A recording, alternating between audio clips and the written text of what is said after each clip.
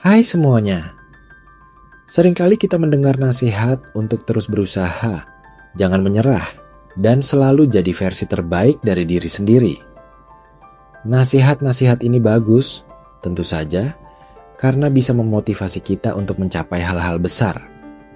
Tapi, pernahkah terpikir kalau ada batas tipis antara ambisi yang sehat dan sikap terlalu keras pada diri sendiri? Banyak dari kita tanpa sadar terjebak dalam lingkaran tuntutan yang tak ada habisnya, merasa tidak pernah cukup, dan terus-menerus menekan diri sendiri sampai ke titik lelah. Ini bukan cuma soal fisik loh, tapi juga soal mental dan emosi yang terkuras. Mari kita bahas lebih jauh, tanda-tanda yang mungkin kamu alami jika kamu terlalu keras pada diri sendiri, agar kita bisa lebih peka dan mulai belajar untuk lebih berbaik hati pada diri sendiri. Salah satu tanda paling jelas bahwa kamu terlalu keras pada diri sendiri adalah kamu tidak pernah merasa puas dengan pencapaianmu. Misalnya, kamu berhasil menyelesaikan sebuah proyek besar di kantor dengan hasil yang memuaskan bos dan rekan kerja. Semua orang memujimu, tapi di dalam hatimu, kamu merasa itu belum sempurna. Kamu langsung mencari-cari kekurangan, berpikir, seharusnya bisa lebih baik lagi, atau ini kan cuman kebetulan saja. Bukannya menikmati keberhasilan, kamu justru sibuk mengkritik diri sendiri. Hal ini berlaku juga untuk hal-hal kecil. Kamu mungkin berhasil lari maraton, tapi yang kamu ingat adalah waktu tempuhmu yang tidak secepat temanmu, bukan fakta bahwa kamu berhasil menyelesaikan lomba. Sikap ini membuatmu terus-menerus merasa kurang, seolah-olah ada standar tak terlihat yang selalu kamu kejar, tapi tak pernah tergapai. Kamu seperti berada di sebuah perlombaan tanpa garis finish, di mana setiap kali kamu mencapai satu titik, garis finishnya justru menjauh. Tanda berikutnya yang sangat umum adalah rasa bersalah yang berlebihan saat beristirahat atau bersenang-senang. Bayangkan ini, kamu punya waktu luang di akhir pekan. Seharusnya kamu bisa santai, nonton film, atau jalan-jalan dengan teman. Tapi, begitu kamu mulai bersantai, muncul perasaan gelisah. Pikiranmu dipenuhi daftar pekerjaan yang belum selesai, email yang belum dibalas, atau tugas rumah yang belum dibereskan. Kamu merasa tidak pantas untuk istirahat karena masih banyak hal yang seharusnya kamu lakukan. Akhirnya, waktu santaimu bukannya menyegarkan malah jadi ajang penyiksaan diri sendiri. Kamu merasa bersalah karena tidak produktif, seolah-olah istirahat itu adalah dosa besar. Padahal, istirahat itu penting banget loh untuk memulihkan energi dan menjaga kesehatan mentalmu. Tubuh dan pikiran kita bukan mesin yang bisa bekerja terus-menerus tanpa henti. Kemudian, perhatikan juga apakah kamu sering membandingkan diri sendiri dengan orang lain dan selalu merasa kalah. Di era media sosial seperti sekarang, ini jadi makin parah. Kamu melihat postingan teman yang liburan ke luar negeri, atau teman kerjamu yang dapat promosi, atau bahkan sekadar teman yang terlihat selalu bahagia. Otomatis, kamu langsung merasa dirimu tidak sebanding. Kamu merasa pencapaianmu tidak ada apa-apanya dibandingkan mereka.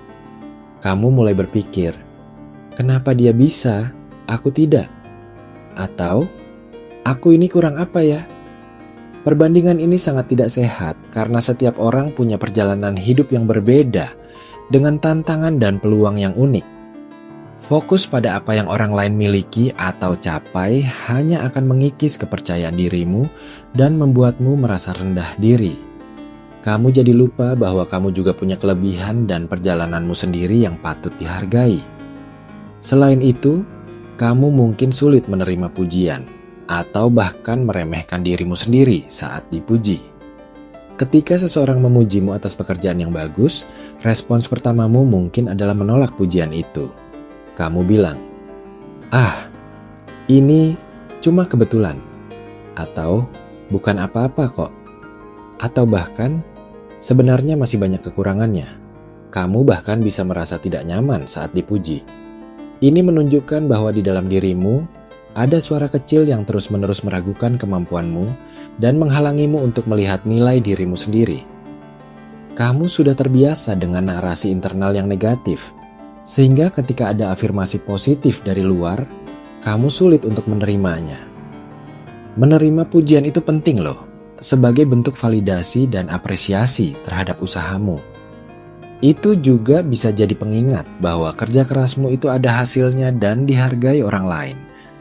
Tanda lain yang mungkin kamu alami adalah kecenderungan untuk menjadi workaholic atau gila kerja. Kamu menghabiskan sebagian besar waktumu untuk bekerja, bahkan di luar jam kantor. Kamu merasa harus selalu produktif, dan bekerja keras adalah satu-satunya cara untuk membuktikan nilaimu. Kamu sering lembur, bahkan di hari libur. Hubungan dengan keluarga dan teman jadi terabaikan karena kamu selalu sibuk. Hobi dan minat pribadimu juga jadi dikesampingkan. Kamu mungkin merasa bangga dengan predikat pekerja keras, tapi sebenarnya kamu sedang memaksakan diri sampai batas maksimal. Ini bukan cuma berisiko pada kesehatan fisikmu, seperti kelelahan kronis atau burnout, tapi juga pada kesehatan mentalmu. Kamu jadi kehilangan keseimbangan hidup, dan kebahagiaanmu jadi bergantung pada seberapa banyak pekerjaan yang bisa kamu selesaikan. Kritik diri yang berlebihan dan tanpa henti juga merupakan tanda kuat bahwa kamu terlalu keras pada diri sendiri. Ketika kamu membuat kesalahan kecil, kamu tidak hanya merasa kecewa, tapi langsung menyerang dirimu sendiri dengan kata-kata kasar di dalam hati. Kamu mungkin berpikir, bodohnya aku, atau kenapa aku bisa sebodoh itu? Kamu menghukum dirimu sendiri jauh lebih parah daripada yang mungkin dilakukan orang lain padamu. Suara kritik internal ini tidak hanya muncul saat kamu membuat kesalahan, tapi juga saat kamu merasa tidak memenuhi ekspektasi. Ini seperti ada juri kejam di kepalamu yang terus-menerus memberikan nilai 0 pada semua usahamu. Kritik diri yang konstruktif memang bagus untuk perbaikan. Tapi jika itu sudah berlebihan dan merusak kepercayaan diri, itu pertanda kamu harus berhenti. Perhatikan juga ketidakmampuan untuk mendelegasikan tugas atau meminta bantuan. Kamu merasa bahwa hanya kamu yang bisa melakukan semuanya dengan sempurna. Kamu tidak percaya pada orang lain untuk menyelesaikan pekerjaan sebaik kamu, jadi kamu memikul semua beban di pundakmu sendiri. Ini bukan hanya karena kamu perfeksionis, tapi juga karena kamu takut hasilnya tidak sesuai standar tinggimu, atau bahkan takut terlihat tidak kompeten jika meminta bantuan. Akibatnya, kamu jadi kewalahan, stres, dan kelelahan. Kamu lupa bahwa meminta bantuan itu bukan tanda kelemahan, melainkan tanda kekuatan karena kamu tahu batasanmu dan mau bekerja sama dengan orang lain. Setiap orang punya kapasitasnya masing-masing, dan tidak ada yang bisa melakukan semuanya sendirian. Terakhir, dan ini mungkin yang paling menyakitkan, adalah rasa takut yang besar terhadap kegagalan. Ketakutan ini begitu mendalam sehingga menghambatmu untuk mencoba hal-hal baru atau mengambil risiko. Kamu lebih memilih untuk tetap berada di zona nyamanmu daripada menghadapi kemungkinan gagal. Setiap kali ada peluang baru, kamu langsung membayangkan skenario terburuk dan akhirnya mundur. Kegagalan bagimu bukan hanya pengalaman belajar, tapi adalah bukti nyata bahwa kamu tidak cukup baik. Ketakutan ini membuatmu tidak berani berkembang dan terus terjebak dalam lingkaran ketidakamanan. Padahal, kegagalan itu bagian alami dari proses belajar dan bertumbuh. Tidak ada seorang pun di dunia ini yang tidak pernah gagal. Justru dari kegagalanlah kita belajar banyak hal dan menjadi lebih kuat. Mengenali tanda-tanda ini adalah langkah awal yang sangat penting. Jika kamu merasa beberapa di antaranya ada dalam dirimu, jangan panik. Itu berarti kamu punya kesadaran diri yang baik. Langkah selanjutnya adalah mulai belajar untuk lebih berbaik hati pada dirimu sendiri. Ini bukan berarti kamu jadi malas atau tidak ambisius, tapi justru menjadi lebih realistis dan mencintai dirimu apa adanya.